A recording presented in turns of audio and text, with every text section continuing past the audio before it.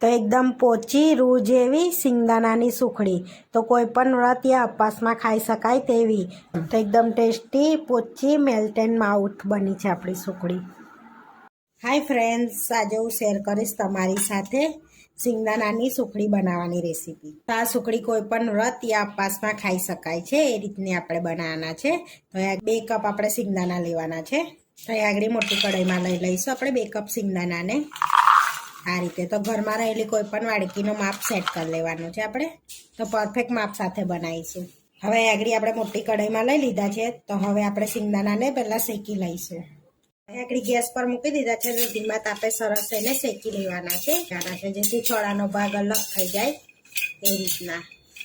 આ રીતે કન્ટિન્યુઅસ હલાવતા રહીશું આપણે, જેથી સિંગદાણા સરસ શેકાઈ જશે.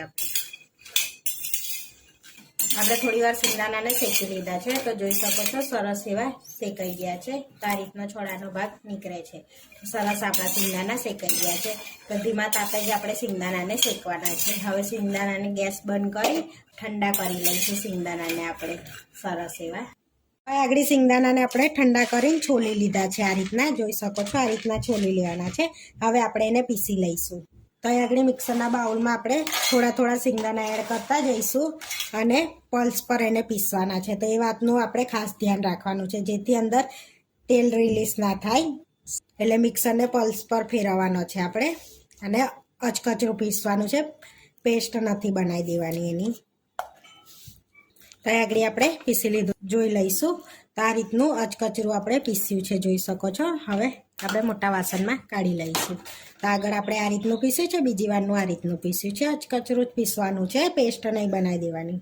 તો આપણે સરસ જોઈ શકો છો આ રીતનું દરદરું પીસવાનું છે, જેથી ટેસ્ટ સારો આવશે પેસ્ટ કરતાં. હવે આપણે એની અંદર 1 કપ કોપરાની છીણ એડ કરીશું. આ રીતની અડધી વાડકી મિલ્ક પાવડર એડ કરીશું આપણે. તો હવે આ બધું આપણે મિક્સ કરી લઈશું. તો મિલ્ક પાવડર એડ કરવાથી સરસ ટેસ્ટ પણ આવે છે એમાં સુખડીમાં આપણે, અને કોપરાની છીણ એડ કરવાથી સરસ આવે છે. તમારે મિલ્ક પાવડર ના એડ કરવો હોય તો બદામ કાજુનો ભૂકો એડ કરી દેવાનો છે અંદર. તો સરસ એવું આપણે મિક્સ કરી લીધું છે. તો જે માપથી આપણે સિંગદાણા લીધા હતા એ જ માપથી આપણે ગોળ લઈએ છીએ 2 કપ જેટલો. તમે વધારે ગળ્યું ખાતા હોય તો 1/2 કપ એડ કરવાનો. તો હવે આપણે વઘાર લઈશું ગોળને.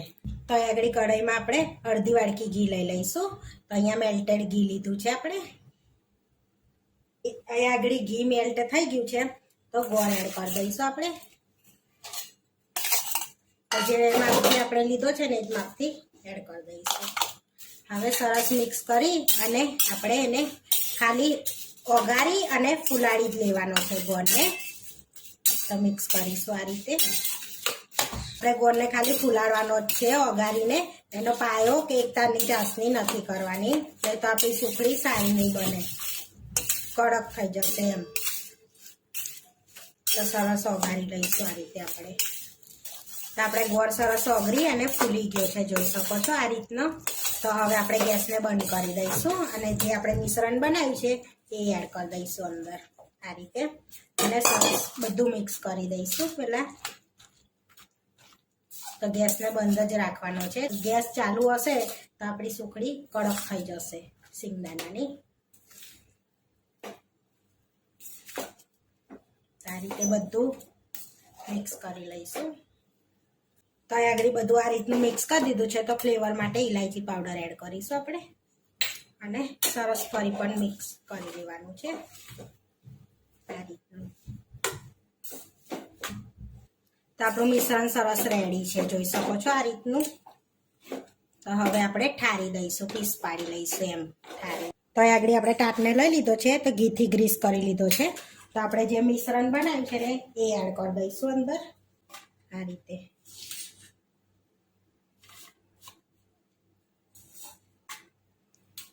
તો હવે બધું લઈ લીધું છે. તો આ રીતે આપણે ફેલાઈને સરસ પ્રેસ કરી લઈશું એને.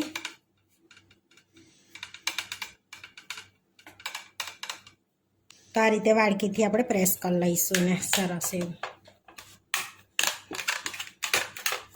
તો સરસ આપણે પીસ પણ પડશે ને.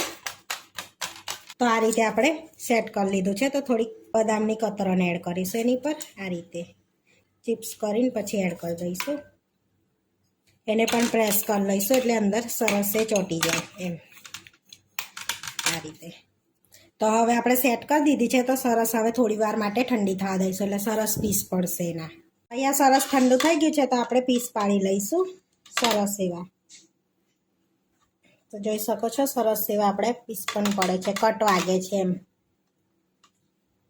તો સરસ આપણે આડા ને ઊભા પીસ પાડી લીધા છે. તો હવે આપણે પીસ કાઢીને બતાવું. તો આગળ જોઈ શકો છો એકદમ સરસ એવા પીસ પણ આપણે પડ્યા છે. તો મમરા જેવું બેટર થઈ જાય તો બહુ ચિંતા નહીં કરવાની, કારણ કે આપણે દરદરું પીસીએ એટલે મમરા જેવું થઈ જાય. તો હવે આપણે સર્વ કરી લઈશું. તો હવે અહીંયા પ્લેટ લઈ લીધી છે, એમાં આપણે સુખડી મૂકી દઈશું. તો અહીંયા આપણે પ્લેટમાં સર્વ કરી લીધી છે. તોડીને બતાવું તો જોઈ શકો છો એકદમ પોચી અને રૂ જેવી થાય છે આપણે સુખડી. તો આપણે કોઈ પણ વ્રત યા ઉપવાસમાં ખાઈ શકાય તેવી એકદમ ટેસ્ટી સિંગદાણાની સુખડી બનીને રેડી થઈ ગઈ છે. આવા વિડીયો જોવા માટે મારી ચેનલને સબસ્ક્રાઈબ કરો, લાઇક કરો અને શેર કરો અને તમે જરૂરથી ટ્રાય કરો. ફરી મળીશું નવા વિડીયોમાં. કોમેન્ટ કરીને જરૂરથી જણાવજો કે તમને આ મારી રેસીપી કેવી લાગી.